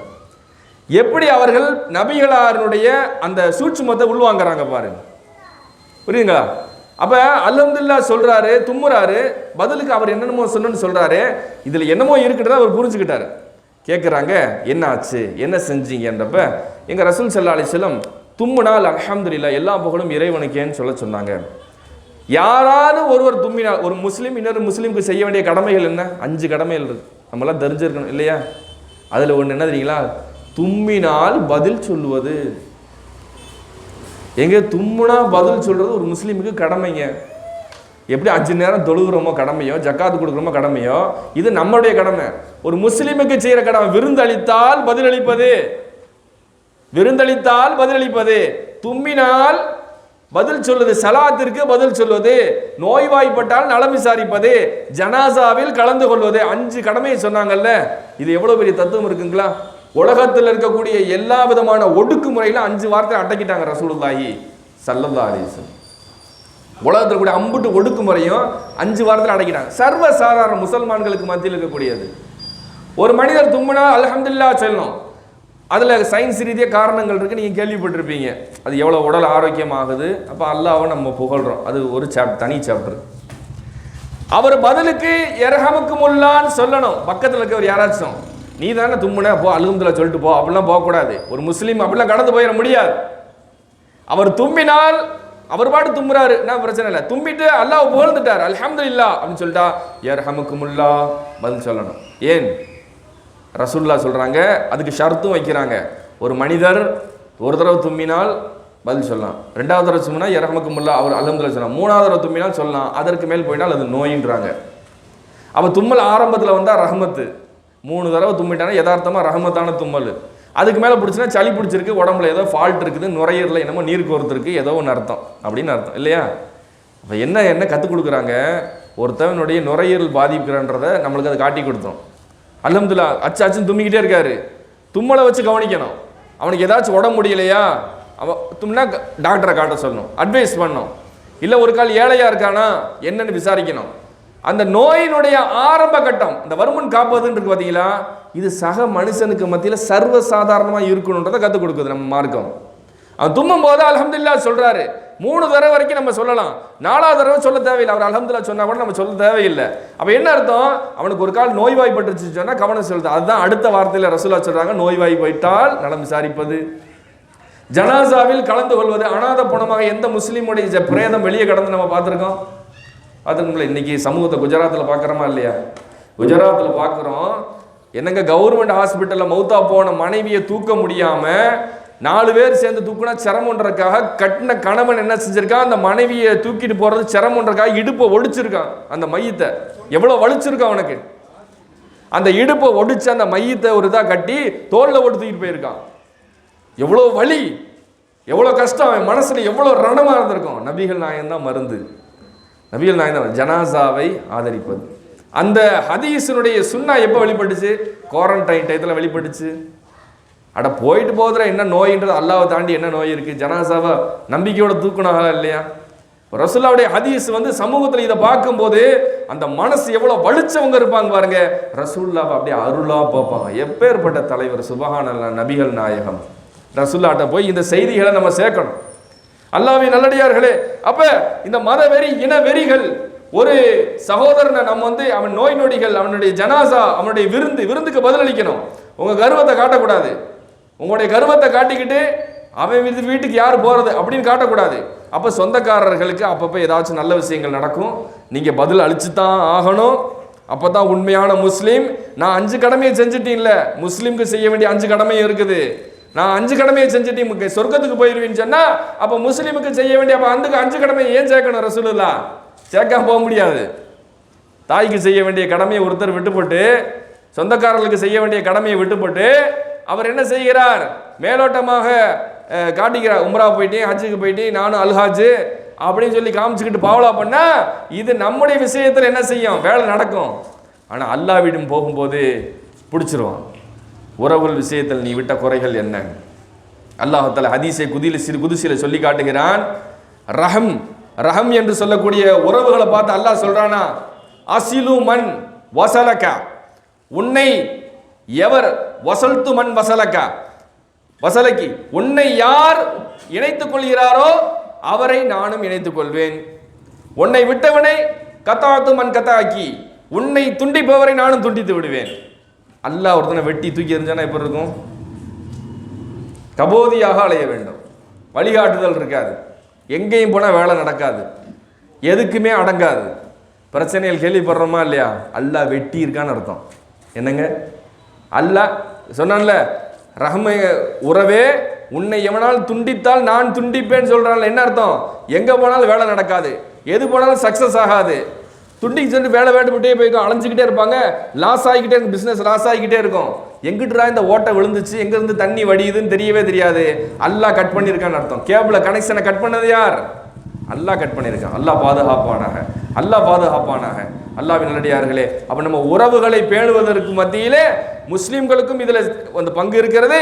பிற சகோதரர்களுக்கு அந்த அடக்கு முறைகளையும் இஸ்லாம் ஒரு எந்த காலத்திற்கும் பொருந்தக்கூடிய ஒரு மகத்தான மாற்றத்தை ரசூல் ஸல்லல்லாஹு அலைஹி வஸல்லம் மூலம் அல்லாஹ் சொல்லி காட்டுகிறான். இன்னும் நம்ம என்ன நினைக்கிறோம்னா, எப்போ பார்த்தாலும் எல்லா சினிமாக்களும் என்ன காட்டுது, எந்த மீடியாக்களை பார்த்தாலும் தாடி வச்சவனையும் தொப்பி வச்சவனையும் பார்த்தாலே தீவிரவாதியாகவே காட்டுது. நம்ம தாடிக்கு அவ்வளோ பெரிய பவரா? ஏன் சொல்றது? நம்ம தாடிக்கு அவ்வளோ பெரிய பவரா? நம்ம அவ்வளோ பெரிய தாடியெலாம் வைக்கலைன்னு நிறையா முஸ்லீம்கள் தாடியே வைக்கிறது இல்லை இல்லையா? இல்லை, வருத்தமான விஷயம் தானே, வருத்தமான விஷயம். நிறைய முசல்மான்கள் தாடி வைக்கிறது ரொம்ப கம்மி. கொஞ்சம் அது என்னங்க, சேமியா தாடி, கசகசா தாடி, இந்த மாதிரி வச்சுக்கிறது. அதுக்கு வந்து குர்ஆன் ஹதீஸை வேறு சில வளைச்சி காமிச்சிருவாங்க. ஒரு புடி வைக்க சொன்னாங்கல்ல, அது இதுதான் ஒரு புடி. என்னங்க, 2 விரலை காமிச்சு இது ஒரு புடி தாங்க, இது ஒரு புடி, இது பொடி, இது புடி இல்லை, இது பொடி. வீட்டுக்கு வெளியில் யாசகர் வந்து கேட்குறாரு, ஐயா ஒரு புடி அரிசி போடுங்கன்றாரு. இந்த அறிவாளி போய் இந்த ஒரு புடி இப்படி எடுத்து போட்டோம், எப்படி இருக்கும்? அவருக்கு ஒரு புடினா இதுதானே ஒரு புடி, எடுத்து போட்டோம். அவர் என்ன செய்வார்? வா 2 பேரும் சேர்ந்து போய் பிச்சை எடுப்போம், 2 பேரும் சேர்ந்து போய் பிச்சை எடுப்போம். ஹதீஸுக்கு இப்படி தான் அர்த்தம் வைக்கிறதா? இப்போ முசல்மான்கள் வந்து ரசுல்லாவுடைய தோற்றம் வெளிப்படணுமா இல்லையா? கம்பீரம், அந்த அழகு. ஆண்களத்தினா அல்லாஹ் மிருகங்களில் கூட அல்லாஹ் ஆண்களை அழகாக காமிக்கிறான். பார்த்தீங்களா? மனுஷ இனத்தில் தான் பெண்கள் அழகு. மனுஷ இனத்தில் தான் அல்லாஹ் சோதனைக்காகவே பெண்கள் அழகாக படைச்சிருக்கான். மற்ற மிருக இனங்களில் பிரச்சனையே இல்லை. அது ஒன்றும் கவர்ச்சிக்கு ஆட்படுற போகிறதில்ல. அங்கே ஃபுல்லாக சிங்கமாக இருந்தாலும் சரி, மயிலாக இருந்தாலும் சரி, காளையானாலும் சரி, எந்த மிருகத்தையும் பாருங்கள், சேவலாக எடுத்துக்குங்க, எல்லாமே ஆண் தான் அழகாக இருக்கும். மனுஷ இனத்தில் என்ன பெண்கள் தான் அழகு. அப்போ ஆண்களுக்கு என்னது அழகு? அதனுடைய நோக்கமா? ஆண்களுக்கு கம்பீரம் தான் நோக்கம். ஆண்களுக்கு கம்பீரம் தான் நோக்கம். சொர்க்க ஹதீஸில் வருது, சொர்க்கத்தில் நாளைக்கு எப்படி இருப்பாங்க? தாடிகள் மலிக்கப்பட்டவர்களாக. சொர்க்கவாசிகளுடைய குணம். சொர்க்கவாசிகளுக்கு தாடி இருக்காதான். என்ன சொல்கிறீங்க? அங்கே ஃபுல் ஷேவா? அங்கே இந்த உடம்பே இல்லை, கண்ணாடி மாதிரி இருக்கும் உடம்பு. உண்மைதான், தாடியை சேவ் பண்ணால் அழகாக தான் இருக்கும். தாடியை சேவ் பண்ணால் அழகாக தான் இருக்கும். ஆம்பளை அழகுக்கு ஆசைப்படுறவன் கிடையாது, அழகுக்கு ஆசைப்படுறது பொம்பளை. ஆம்பளைகள் கம்பீரத்திற்குரியவர்கள், ஆண்கள் யாருக்குரியவர்கள்? கம்பீரத்திற்குரிய, அழகை தேடக்கூடியவர்கள் அல்ல. நான் மொழுன்னு இருக்கணும், சாக்கோ பாய் மாதிரி பார்க்கறதுக்கு தெரியணும், 19 கிட்ஸ் மாதிரி இருக்கணும் அப்படின்னு நினச்சி தாடியை சேவ் பண்ணோம்னா அப்போ சொர்க்கத்தில் என்ன செய்யறது? அங்கே தாடி இல்லாமல் எல்லாம் அழகாக்கி வைப்பான். அருந்தட்டிக்கும் அந்த சொர்க்கத்தில் கிடைக்கக்கூடிய அந்த சந்தோஷத்திற்காக எம்பெருமான் ஸல்லல்லாஹு அலைஹி வஸல்லமுடைய சுன்னா நம்மள்ட்ட வெளிப்படணுமா இல்லையா? அப்போ இந்த உலகமே நம்மளை பார்த்து என்ன நம்ம நினச்சிக்கிட்டு இருக்கோம்னா, நம்மளுடைய நினப்பு தாடியை பார்த்தா பயப்படுறாங்க, தொப்பியை பார்த்தா. அவன் அதை பார்த்துலாம் பயப்படவே இல்லை. அவன் ரொம்ப தெளிவாக இருக்கிறான். தாடி நான் சிங்கு கூட தான் வைக்கிறாங்க. நம்ம பாரத பிரதமர் அவரே தாடியோடு தான் இருக்கார் இல்லையா? மன்மோகன் சிங்கு பாருங்கள், தாடியோடு தான் இருக்காங்க. எல்லாம் தாடி தான் வச்சுருக்காங்க. தலப்பா கட்டியிருக்கோம், அதனால தான் அப்படியா? ஏன் யூதர்கள் தொப்பிக்கு போடலையா? சிங்கு தலப்பா கட்டலையா? இதுதான் சிறப்பாக அவுத்து போட்டால் முடிஞ்சு போச்சு. இதை தூக்கி கழட்டி வச்சுட்டு தாடியை சேவ் பண்ணால் முடிஞ்சு போச்சு. இதுதானா மறு வச்சா பயம், மறு இல்லைன்னா ஹீரோவா? அப்படி கிடையாது. அவர்கள் இஸ்லாத்தை பார்த்து பயப்படுவதற்கு பயங்கரமான காரணங்கள். ரசூலுல்லாஹ் கொடுக்கக்கூடிய தீர்வு, ரசூலுல்லாஹி ஸல்லல்லாஹு அலைஹி வஸல்லம் அவர் கொடுக்கக்கூடிய தீர்வை பார்த்து இவர்கள் பயப்படுகிறார்கள். இஸ்லாமுடைய ஆட்சி முறையை பார்த்து பயப்படுறாங்க. இந்த சர்வாதிகாரம் உயர்ந்தது, உயர்ந்த குலம் என்பது எல்லா காலமும் இருக்கும். ரசூலுல்லாஹ் சொன்னாங்க, சில விஷயத்தை கண்ட்ரோல் பண்ணவே முடியாது, மனுஷன்ட்ட சில கெட்ட குணங்கள் இருக்கு, அதை மாற்றவே முடியாது. ரசூலுல்லாஹ் சொல்றாங்க, மாற்றவே முடியாத சில குணங்கள் இருக்குது. அதுல வந்து குலப்பெருமை, மற்ற குலத்தை தூற்றக்கூடியது, தன்னை உயர்த்தியும் தனக்கு எதிராக இருக்கக்கூடிய தூற்றக்கூடிய அந்த குலப்பெருமை, அந்த இனப்பெருமை மனுஷன்ட்ட எப்பயுமே அடியிலே கிடக்கக்கூடிய, இல்லத்திலே உள்ளத்தின் கிடங்கில் கிடக்கூடாது. அவ்வளவு சீக்கிரமாக அதை மாற்ற முடியாது என்று எம்பெருமான் ஸல்லல்லாஹு அலைஹி வஸல்லம் அவர்கள் கூறினார்கள். அப்ப இந்த ஆதிக்க வர்க்கம் இந்த இதெல்லாம் என்ன செய்யும் சொன்னா, எப்பயுமே தனக்கு கீழே இருக்கவங்களை ஃபுல்லாக அடிமையாகவே பார்த்துக்கிட்டே இருக்கும். அதுக்கேற்ற மாதிரி சிலபஸை உருவாக்கும், அதுக்கேற்ற மாதிரியுமே பொருளாதாரத்தை சொல்லிக் கொடுக்கும், அதுக்கேற்ற மாதிரி அரசியல் கோட்பாடுகளை சொல்லிக் கொடுக்கும். இஸ்லாம் வந்து என்ன செய்யும், தட்டி விட்டுரும். அப்போ இஸ்லாத்தை பார்த்து என்ன சொல்லுவாங்க, கை கொடுவாங்களா, மாஷா அல்லாஹ் நல்ல மார்க்கம்னு விரோதியாக தானே பார்ப்பாங்க. நான் ஒரு புக்கு பார்த்தேன், பள்ளி சாஸ்திரம் அப்படின்னு ஒரு புக்கு 300 பக்கத்தில் எழுதி வச்சிருக்காரு ஒருத்தவர். பள்ளி தோளில் விழுந்தால் என்ன பலன், இடது தோளில் விழுந்தால் என்ன பலன், சின்ன பள்ளி விழுந்தால் என்ன பலன், நீங்கள் வீட்டை விட்டு வெளியும் போது ஒரு பள்ளி வந்தால் என்ன பலன், உங்கள் தொடையிலே பள்ளி விழுந்தால் என்ன பலன் அப்படின்னு சொல்லி சாஸ்திரம் 300 பக்கத்துக்கு எழுதி வச்சிருக்காரு. அதையும் வாங்கி படிக்கிறாங்க. இஸ்லாம் வந்துச்சு, செருப்பை கழட்டி ஒரு அடி, அவ்வளோதான். என்னங்க இஸ்லாம் வந்துச்சு, என்ன செஞ்சு 300 பக்கத்துக்கு அவ்வளோதான், முடிஞ்சு போச்சு. செருப்பை கழட்டி ஒத்தடியில் அடிச்சு கொண்டுட்டீங்கன்னா உனக்கு 100 நன்மை அப்படின்ட்டுச்சு. எப்படி இருக்கும் ஒரு முசல்மானுக்கு? டோட்டல் சம்பாத்தியமும் காலி. பள்ளி சாஸ்திரத்தை வச்சு இருக்கக்கூடிய எல்லா விதமான மூட நம்பிக்கைகளுமே ஒத்த செருப்புல இஸ்லாம் முடிச்சு போடுச்சு. அப்போ அதுக்கு ரசூலுல்லாஹ் ஒரு காரணம்னு சொல்கிறாங்க. இப்ராஹிம் அலைஹிஸ்ஸலாம் மேலே அதுக்கு ஒரு கெட்ட எண்ணம் இருந்துச்சு. மிருகங்களில் சில கெட்ட குணங்கள் இருக்குது, அது வெளிப்பட்டுச்சு. ரசூலுல்லாஹ் தொழுதுகிட்டு இருக்காங்க, ஒரு தேள் வந்து கொட்டுச்சா இல்லையா, ரசூலுல்லாஹ் டக்குன்னு அடித்தாங்க. உப்பு தண்ணியை கரைச்சி கையில் ஊற்றி விட்டு, அல்லாஹ் தேளை சபிப்பானாங்க, லான அல்லாஹ் அக்ரப், அல்லாஹ் தேளை சபிக்கட்டும். ஒரு தொழுகையாளினும் பார்க்கல, ஒரு நபினும் பார்க்கல, இந்த 2 கண்ணுமா அதுக்கு இல்லை. ரசூலுல்லாஹ் தேளை சபிச்சாங்க. அப்போ சில மிருகங்களுக்கு சில கெட்ட குணங்கள் இருக்காது, நபியை கூட பார்க்காம தீண்டுதுன்னு சொன்னால் அப்போ அதுக்கு எவ்வளோ திமிரு, அல்லாஹ் காட்டி கொடுத்துருவான். மிருகங்களுக்கு நபியை பற்றி தெரியும், நபியை தாக்காது, இருந்தும் அது போய் விஷமத்தனத்தை காட்டியிருக்குன்னா அப்போ அது எப்படிப்பட்டது? பள்ளி வந்து என்ன செஞ்சுச்சா, இப்ராஹிம் அலைஹிஸ்ஸலாம் வந்து நெருப்பு குண்டத்தில் போடும்போது எல்லா மிருகங்களும் தண்ணியை கொண்டாந்து ஊற்றி விடுச்சான். இந்த நெருப்பு நம்மளும் எரிச்சுக்கிட்டு இருக்கான், தன்னால் முடிஞ்சு ஏதோ ஒரு ஹெல்ப் பண்ணுது. பள்ளி போய் ஃபூஃபுன்னு ஊதி விடுதான், நல்லா எரியட்டும், உள்ளுக்கு இப்ராஹிம் கருகட்டோன்னு. இது ஊதி ஒன்று இப்ராஹிம் அலைஹிஸ்ஸலாம் எரிய போகிறது இல்லை. அதுக்கு கெட்ட குணத்தை பாருங்க. ரசூலுல்லாஹ் சொல்றாங்க, பள்ளியை பார்த்து அடிச்சிருங்க. அது அவ்வளோ ஒரு மோசமான குணம் அதுக்கு இருக்குதுன்னு. வீட்டில் வளர விட்டோம்னா என்ன செய்யும்? நம்ம காக்காக்கெல்லாம் பாருங்க, நல்ல திமிர் பிடிச்ச மிருகம், தமிழ் பிடிச்ச ஒரு பறவை, நல்லா ஒயிட் அண்ட் ஒயிட்டோடு வந்து நிற்போம், கரெக்டாக கச்சுன்னு போட்டுவிடும் போது பார்த்தீங்களா, அதுக்கு எவ்வளோ கெட்ட குணம் இருக்கும். ஹஜ்ஜில் வச்சே காக்கா சில பறவை மிருகங்களை கொள்ளலாம். அதில் வந்து கருடனு, பாம்பு, எலி, இதெல்லாம் வந்து நம்ம எதுவும் செய்யக்கூடாது, புல்லை கூட பிடுங்கக்கூடாது ஹஜ்ஜுக்கு போனால். ஆனால் கொலை செய்வதற்கு தடுக்கப்படாத இந்த 4 மிருகங்கள் இருக்குது, பாம்பு, இதெல்லாம் கொள்ளலாம். அப்போ அதுக்கு ஒவ்வொருத்துக்கும் வருவாருங்க, இவன் என்னடா ஒரு வெள்ளை விளையாடுன்னு வர்றானே, சரியில்லையே, பளிச்சுன்னு போட்டுவிட்டு போயிடும். அதுக்குன்னு ஒரு நெகட்டிவானது, நம்மளை பார்த்தாலே சீண்டணும் அப்படின்ற ஒன்று. அல்லாஹ்வின் நல்லடியார்களே, அப்போ இந்த பள்ளியெல்லாம் பாருங்கள், ரசூலுல்லாஹ் அடிக்க சொன்னது காரணங்களில் ஆன்மீக காரணம் இருக்குது. இப்ராஹிம் அலைஹிஸ்ஸலாம் சொல்கிறாங்க, அறிவியல் காரணங்கள் இருக்கும். நம்ம உட்காந்து தண்ணியை திறந்து வச்சுட்டு போவோம், தண்ணியை மூடி வைங்கன்னு ஏன் ரசூலுல்லாஹ் சொன்னாங்க? நீ வெளியே ஒரு வீடியோ பார்த்தேன், அழகாக ஒரு பள்ளி என்ன செய்யுது, திறந்து வச்சிருக்கு, ஒரு ஆறி போன டீயில் வாய் விட்டு அழகாக பிடிச்சிக்கிட்டே இருக்குது. நம்ம வீட்டு பிவிமார்கள் என்ன செய்வாங்க, ஐயோ வீட்டுக்காருக்கு வச்சது ஆறி போச்சு, எங்கே சுட வச்சு தரவா, சுட வச்சு கொடுப்பாங்க. மாப்பிள்ளைக்கு என்ன ஆயிரும், வாயில் நுரதள்ளிக்கிட்டு இருக்கும், என்னங்க டீ தாங்க கொடுத்தீங்க அப்படின்ட்டுவாங்க. அங்கே போய் பார்த்தா பாய்சனை யாரோ கலந்துருக்காங்க. டாக்டர் என்ன சொல்லுவார், உள்ளுக்கு ஏதோ பாய்சன், பயங்கரமான பாய்சன் கலந்துருக்குன்றாங்க. பார்த்தா பள்ளி வேலையை செஞ்சுட்டு போயிருக்கும். அப்போ ரசூலுல்லாஹ்வுடைய எளிமையான சுன்னத் என்னது, சாப்பிட்ட பாத்திரத்தை மூடி வைங்க. உள்ளனா இந்த பள்ளி திமிர் பிடிச்சது, ஏதாச்சும் ஒன்று வேலையை செஞ்சு விட்டுரும். அதனால தான் பள்ளியை பார்த்தா கொள்ளுங்க, பாத்திரத்தையும் மூடி வை, பள்ளியை கொண்டுட்டு விட்டுறாத, பாத்திரத்தையும் மூடி வச்சுக்கின்ற ஒவ்வொரு சின்ன சின்ன துணுக்கான வழிகாட்டுதல் கூட சொல்கிறாங்க. அப்போ இஸ்லாத்தை பார்த்து இவர்கள் பயப்படுறதுக்கு காரணம் என்ன? அங்கே ஜோதிடமே முடிஞ்சு போச்சா? மன் அத்தா அர்ராஃபன் அவ் காஹினன், எவனாச்சும் ஒருத்தன் ஜோசியக்காரன்ட்ட போய் சத்த கபிமா யக்கூலு, அவன் சொல்கிறதெல்லாம் பார்த்து அப்படியா நெசந்தாங்க, நீங்கள் சொல்கிற மாதிரியே நடந்துச்சுங்க, அவன் சொல்லுவான் சில விஷயம், அதான் அல்லாஹ் அவனுக்கு கொடுத்த சோதனை. அல்லாஹ் அவங்கள்ட்ட சில விஷயங்களை வச்சிருக்கிறான், அது சோதனை. அதை பற்றி நம்ம ஆய்வு செய்ய வேண்டிய அவசியம் இல்லை. உனக்கு அது எப்படி அந்த இல்மு கிடச்சி அதெல்லாம் நம்ம ஆய்வு இல்லை. அவன் என்னமோ கத்திட்டு போகிறான், என்னமோ ரோட்டில் நைட்டு வந்து புலம்பிட்டு போகிறான், உன் வீட்டில் நடந்த சில விஷயங்களை சொல்கிறான், அதை பற்றி நீ ஆய்வு செய்ய வேண்டிய அவசியம் இல்லை. அவர்களுக்கு அந்த இல்மு எப்படி கிடச்சிச்சுன்றது ஆய்வு செய்ய வேண்டிய அவசியம் இல்லை. ரசூல்லா பேன் பண்ணுறாங்க. அவங்க செய்யக்கூடிய மாயாஜாலத்தை இதை பார்த்து, இந்த மந்திர வேலையை பார்த்து, நீங்கள் டெக்னிக்கை பார்த்து மிரண்டாதீங்க. மன்னதா அர்ராஃபன் அவகாஹினன், குறிகாரன் ஜோதியக்காரன் போய் அவன் சொல்ற சத்தக பிமா யகூல், அவன் சொல்றதை நம்பிட்டீன்னு சொன்னா ஃபக்கத் கஃபர மா அன்ஜல அலா முஹம்மதின் ஸல்லல்லாஹு அலைஹி வஸல்லம். சொல்லுங்க,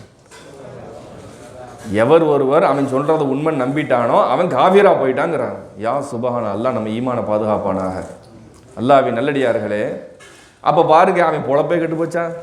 இஸ்லாம் வந்து என்ன விஷயம், எத்தனை பேருடைய ஜோசியக்காரனுடைய வாழ்க்கை கெட்டு நம்ம பார்த்துருக்கோம். அப்படியே வரிசை நம்ம எப்படி வந்து வியாபாரம் செஞ்சுட்டு போவாங்க, பதினி விற்றுக்கிட்டே போவாங்க. அது மாதிரி ஒரு வியாபாரமாகவே இருக்குது சில இடங்களில். குறி சொல்லப்படும் சொல்லி கத்தி கூவிக்கிட்டே போவாங்க. முசல்மான் தெருவில் போக முடியுமா? போக முடியாது. ஏன்? யாரும் நயா பைசாவுக்கு பார்க்க மாட்டாங்க. அப்போ எவ்வளோ பெரிய பொழப்பு கெட்டு போச்சு. எத்தனை முஸ்லீம்களுக்கு ராசி தெரியும்? யார் என்ன ராசின்னு யாருக்கு தெரியும்? நமக்கு தெரிஞ்ச ராசி ஏதாச்சும் இருக்கா? போன ஜென்மத்தில் நம்ம என்னவா இருந்தோம் யாருக்கா தெரியுமா? அப்படி ஒன்று இஸ்லாத்தில் இருக்குதா? எதுக்காக சொல்கிறேன், எதுக்காக ஜென்மத்தை பேசுகிறீங்க? சில அறிவு கட்ட ஜென்மங்களுக்கு விளக்கம் சொல்கிறக்காக சொல்கிறேன், சரிங்களா? இஸ்லாத்தில் ஜென்மம் இருக்கா? மறு ஜென்மம் இல்லை. அறிவு கட்ட ஜென்மம் இருக்குது. என்னங்க, நம்ம இதில் என்ன இருக்குது? சில அறிவு கட்ட ஜென்மங்கள் இருக்குது, அதில் மாற்றுக்கிறது இல்லை.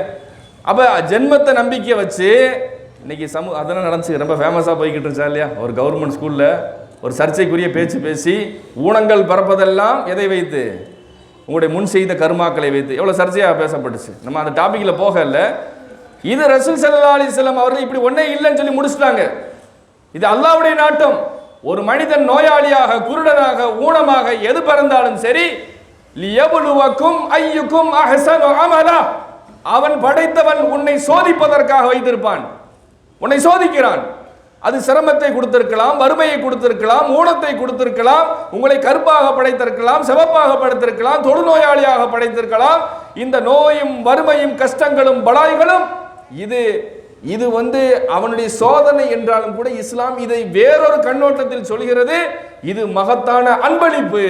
அஷத்துன் நாசி பலாஅன் அல் அன்பியா, நபிமார்கள் கடுமையாக சோதிக்கப்பட்டார்கள்.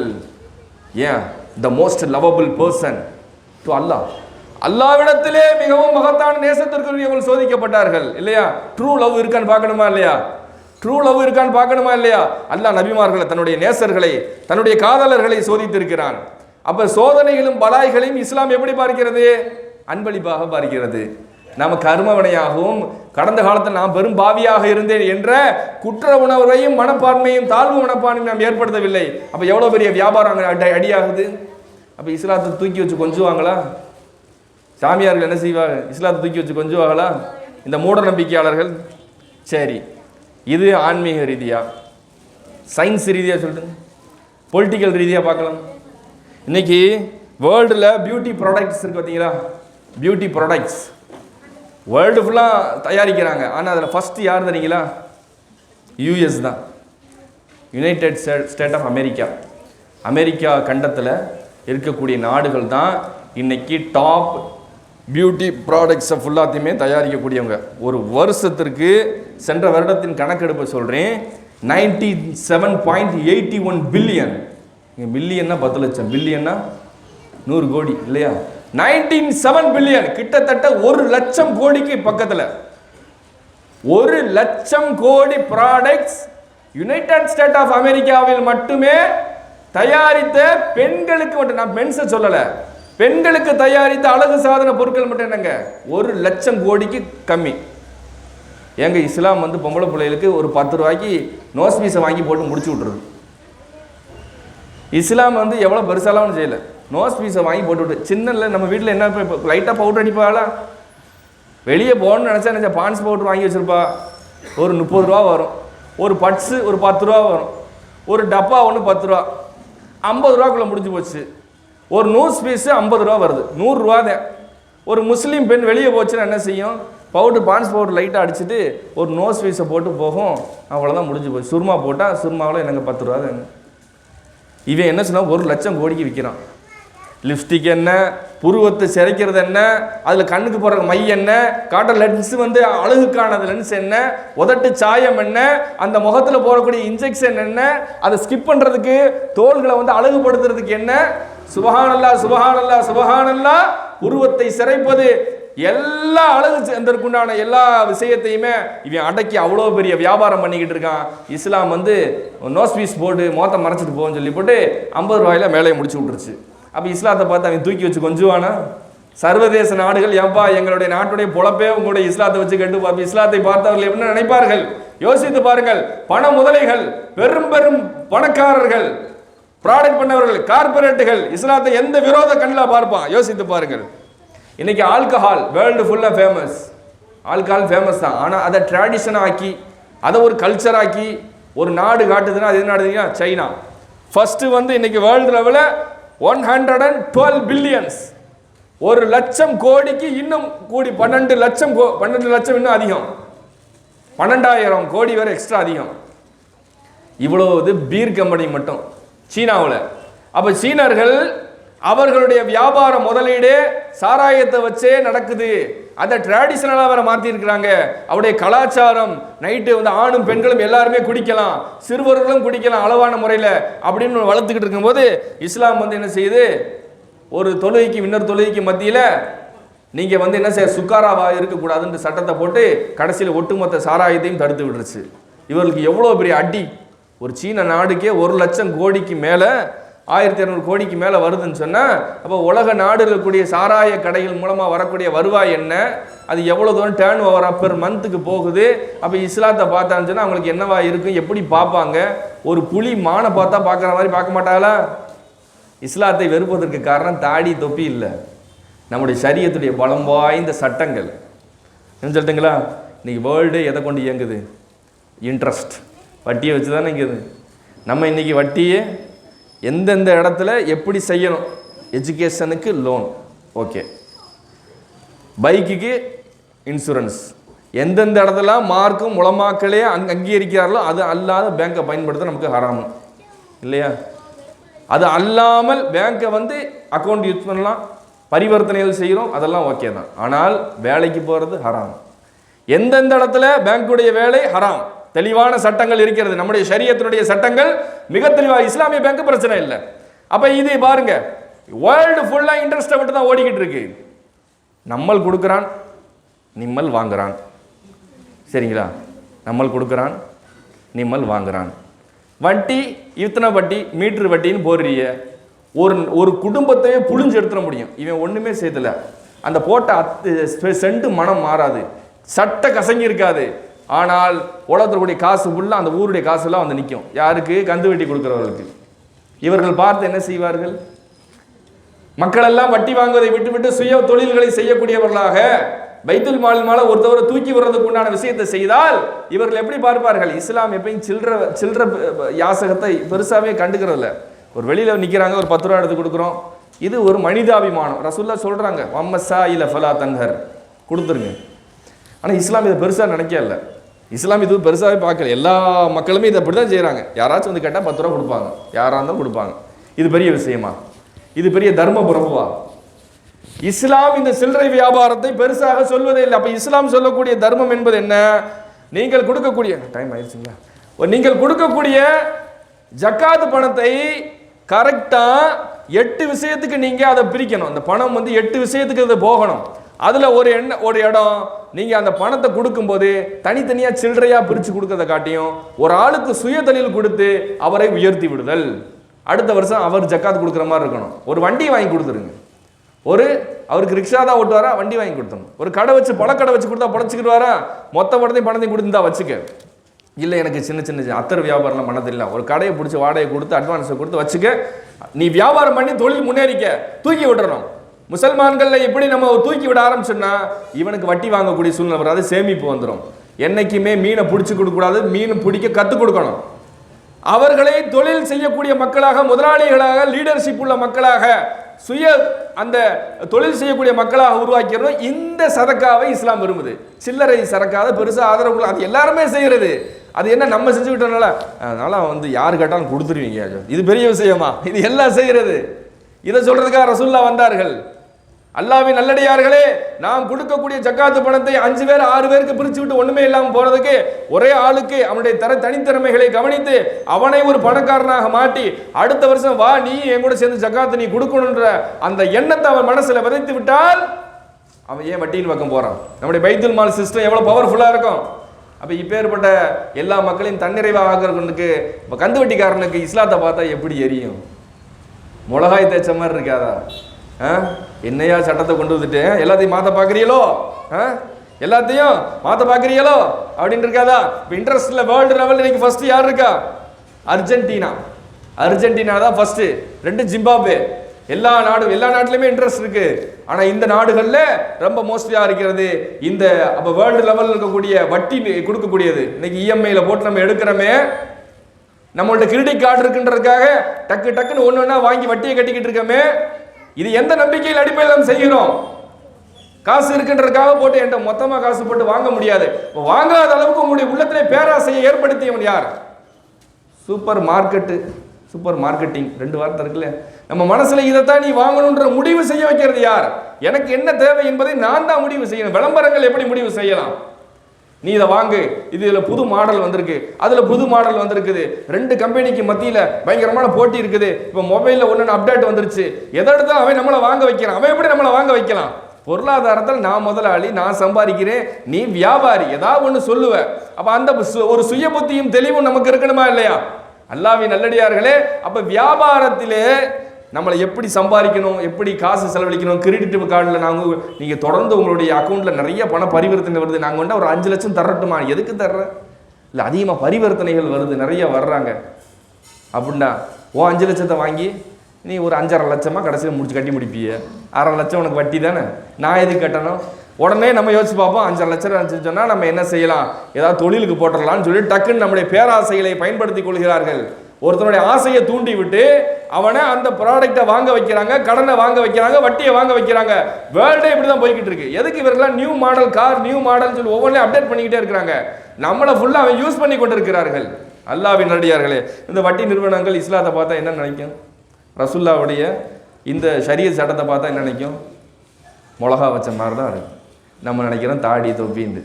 நம்ம ஒளி செஞ்சுட்டோம், துவா செஞ்சுட்டோம், முசல்மான் தொழுதுட்டாங்க, ஐயோ கையை தூக்கிட்டாங்கடா, முடிஞ்சு போச்சுடா, நம்மளுக்கு பத்துவா விட்டுருவாங்கடா, நம்மளை அழிச்சு போடுவாங்கடா. இதெல்லாம் இல்லை. இஸ்லாமிய ஆட்சி வந்துருச்சா என்ன ஆகும்னு தெரியும்.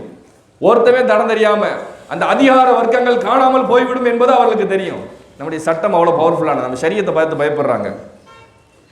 அல்லாஹ்வின் நல்லடியார்களே, அப்ப நம்முடைய மார்க்கத்தை நாம விளங்கிக்கிறோம். இன்ஷா அல்லாஹ் என்னுடைய பேசினுடைய இறுதிக்கு வருகிறேன். அல்லாஹ்வின் நல்லடியார்களே, இந்த பணம் வரும் பொழுது சஹாபத்துகள்லாம் எப்படி இருந்திருக்காங்க தெரியுங்களா? ஹஜ்ரத் உமர் ரதியல்லானுடைய முகத்தை பார்த்துட்டு சொல்லுவாங்களாம், இந்த சிறுத்தை இருக்குது பார்த்தீங்களா, சிறுத்தையுடைய முகத்தில் பார்த்தீங்கன்னா இந்த கண்ணில் அழுத மாதிரியே இருக்கும், கருப்பில்.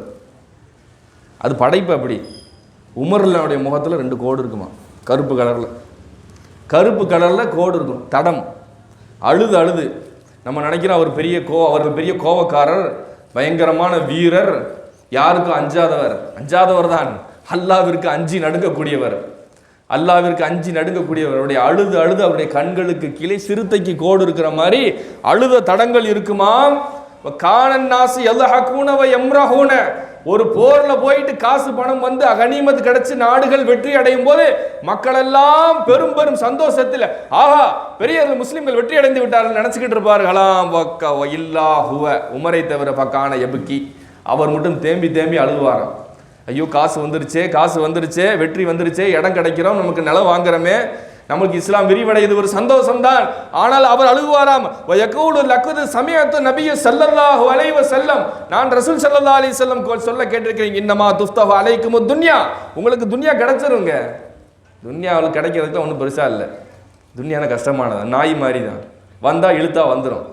அதுக்கு ஹராமை கொஞ்சம் ஒரு கண்டிஷனாக சொல்லணும், கொஞ்சம் ஹராம் மட்டும் செஞ்சு பாருங்க, நான் ஈஸியாக வந்துடுவேன். துன்யா நம்மளை அழகாக காட்டும். பிற மேராஜில் ரசூலுல்லாஹி ஸல்லல்லாஹு அலைஹி வஸல்லம் போகும் பொழுது ஒரு கிழவி, கொடூரமான ஹதீஸ் ஷரீஃபில் வருது, அவருடைய பற்கள் எல்லாம் மஞ்சள் பூத்து போய் இருக்கிறது, பார்க்க கொடூரமான ஒரு கிழவியா இருக்கிறாங்க. அவர் சொல்றாங்க, யா முகமது இதுன பக்கத்தில் வான்னு சொல்லி அந்த ஒரு கிழவி, கொடூரமான கிழவி வருதான். ரசூலுல்லாஹ் வந்து ஜிப்ரீல் அலைஹிஸ்ஸலாம் கையோடைய அந்த புராக்கை பிடிச்சி கூட்டு போறாங்க. முகமது திரும்பி பார்க்காதீங்க ஸல்லல்லாஹு அலைஹி வஸல்லம், திரும்பி பார்க்காதீங்கன்றாங்க. யார் இவர் இவ்வளோ கொடூரமாக இருக்கான்? அவ தான் துன்யாண்டாங்கண்ணா ஜிப்ரீல் அலைஹிஸ்ஸலாம். அவ தான் துன்யா. எவ்வளோ கொடூரமாக இருக்கான்னு பாருங்க. இன்னைக்கு அந்த துன்யா நம்மளை எவ்வளோ பெரிய கன்னி பெண்ணாக காமிச்சிக்கிட்டு இருக்கு, அவ்வளோ அழகாக காமிக்குது. துன்யானாலே காசு பணம்னாலே ஜீனத்து, அழகு கண்ணுங்க. அது அவ்வளோ கொடூரமான கிளவியை பார்த்து நம்ம என்ன நினச்சிக்கிட்டு இருக்கோம்? பக்கா குமரின்னு நினச்சிக்கிட்டு இருக்கு இல்லையா? அவங்க சொல்றாங்க, ரசூலுல்லாஹி ஸல்லல்லாஹு அலைஹி வஸல்லம் சொல்கிறார்கள், அலைக்கும் இன்னமா துஃப்தா அலைக்கும் துன்யா, உங்களுக்கு துன்யாலாம் வந்துடும், அதெல்லாம் கஷ்டப்படுற பெரிய விஷயமே கிடையாது, ஹலாலா சம்பரிக்கு கஷ்டம் வந்துடும். ஃபதனாஃபஸுஹா, சண்டை போடுவியா? ஒரு நிலத்துக்கு இஸ்லாம் சம்மந்தப்பட்ட ஒரு விஷயத்துக்கு நிர்வாகத்திற்கு சொத்து மதிப்பு கம்மியாக இருக்கிறதுக்கு பிரச்சனை இல்லை, கூடிருச்சுன்னு என்ன ஆயிடுச்சிடும், சண்டை வந்துடும். அது வரைக்கும் போட்டி இருக்காது. கொஞ்சம் காசு கூடிருச்சுன்னு சொன்னால் சொந்த பந்தத்துக்குள்ளே சண்டை வந்துடும். சின்ன நிலமா இருக்கும், பிரச்சனை இருக்காது. அத்தான் நிறைய சொத்து விட்டுட்டு போயிட்டாரு, அடி மல்லுக்கட்டு தான், கோர்ட்டு கேஸு தான் இல்லையா? இப்போ பாருங்க, அதான் தனாஃபஸுவா, காசு வந்தால் சண்டை வந்துடும். கமா தனாஃபஸுவா, ஏற்கனவே இந்த மாதிரி சண்டை போட்டிருக்காங்க. உலகம் தோன்றின காலத்துலேருந்து ஆதம் காலத்துலேருந்து இப்படி தான் சண்டை போட்டிருக்கா. இப்போ துலிக்ககும் கமா அழகத்துக்கும், அவங்கள அழிச்ச மாதிரி உங்களையும் துனியா இல்லாமல் அழிச்சு போடணும். காசு வந்துச்சுன்னு சொன்னால் உமர்லாவுடைய நிலைப்பாடு என்ன? கதறி கதறி அழுவாங்களாம். தேமி அழுகக்கூடிய பழக்கம் உமர்லாவுடைய காலத்தில் இருந்திருக்கு. அல்லாஹ்வின் நல்லடியார்களே, இன்ஷா அல்லாஹு தாலா இது ஒரு அற்புதமான வாய்ப்பு. ஷரியத்தை பற்றி நாம் பேசக்கூடிய இதெல்லாம் நமக்கு அல்லாஹ் கொடுக்கக்கூடிய ஒரு மகத்தான வாய்ப்பு. முக்கியமாக இந்த பொருளாதாரத்திலே ரிபா என்று சொல்லக்கூடிய வட்டியை விட்டு ஒரு மனுஷன் அல்லாஹ் தப்பிச்சுக்கிறது இந்த காலத்தில் பெரிய பெரிய பாக்கியம். லான ரசூலுல்லாஹி ஸல்லல்லாஹு அலைஹி வஸல்லம் ஆக்கிலர் ரிபா வ மூக்கிலஹு, வட்டியை தின்பவனும் வட்டியை தின்ன கொடுப்பவன், வ ஷாஹிதைஹி, அதுக்கு கணக்கு எழுதுறவன், வ காத்திபஹு, அதை எழுதி பரிவர்த்தனை செய்யக்கூடியவர். இவர்கள் எல்லாத்தையுமே ரசூலுல்லாஹி ஸல்லல்லாஹு அலைஹி வஸல்லம் சபித்தார்கள். ரசூலுல்லாஹ்வுடைய சாபம் எப்பேற்பட்டதுங்க? வட்டி வாங்கக்கூடிய. அல்லாஹ் நம்மை பாதுகாப்பானாக. இந்த பொருளாதார விஷயத்தில் நாம் ரசூலுல்லாஹி ஸல்லல்லாஹு அலைஹி வஸல்லம் அவருடைய சுன்னத்துகளை எடுக்கணும். நமக்கு ஒரு முஸ்லீம்களுடைய விஷயத்தில் ஹக்கை நிறைவேற்றுறதுல அவங்களுடைய விஷயங்கள் நம்ம முன்னெடுத்து போகணும்.